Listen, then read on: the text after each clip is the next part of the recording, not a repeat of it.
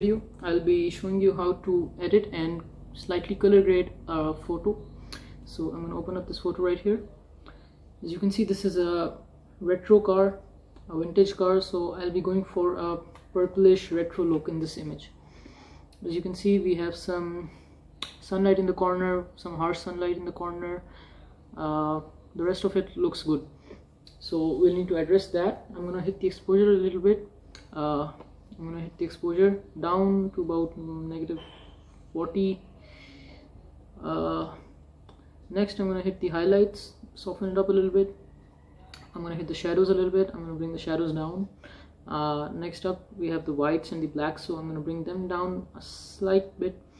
You can see the sunlight is still harsh. I'm going to hit the texture a little bit. I'm going to bring a little bit of clarity, and I'm going to dehaze the photo. So as you can see now, with the photo dehazed, it looks a lot better now. I'm going to adjust the vibrance a little bit, and we'll get back to saturation later. So looks good enough. I'm going to add a yellow temperature to the photo because we're going for the retro look, and I'm going to hit it with some purple tint in a bit. That looks about enough. Now I'm going to hit it with a purple tint, a slight purple tint, and it looks good enough.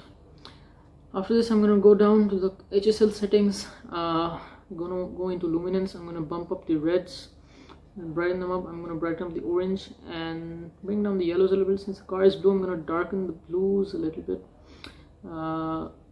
That looks good. Yeah, that looks decent right there.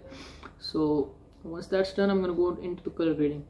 So here we have three basic things. We have midtones, we have shadows, and we have highlights. So I'm going to adjust the midtones. I'm going to take them towards a bluish shade. I'm going to add a bluish tint maybe, or purple. A purple tint actually looks good. I'm going to bring the shadows towards yellow. Yeah, yellow looks decent. Yellow and purple always goes around so well. So yellow shadows look good.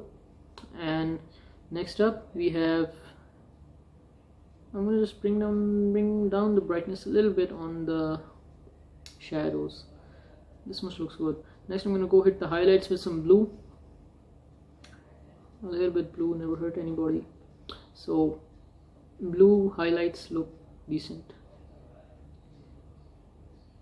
I'm going to blend these to 70%.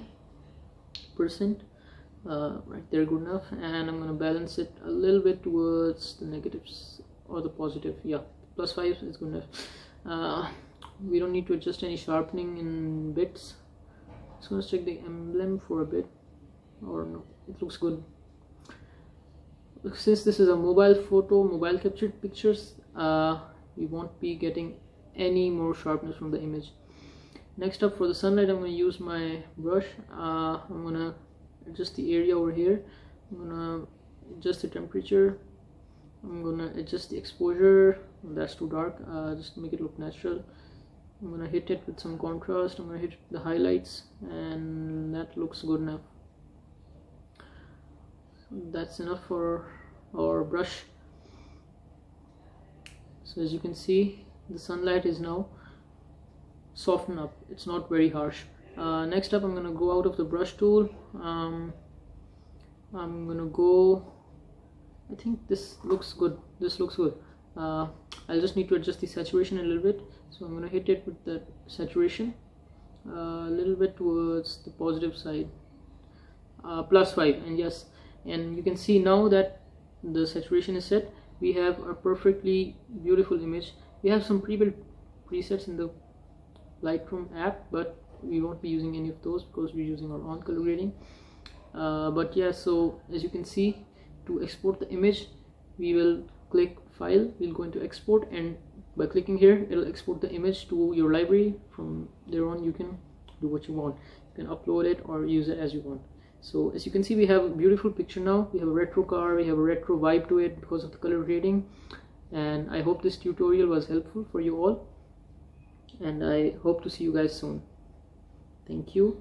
Make sure to comment down below if you need any more tutorials.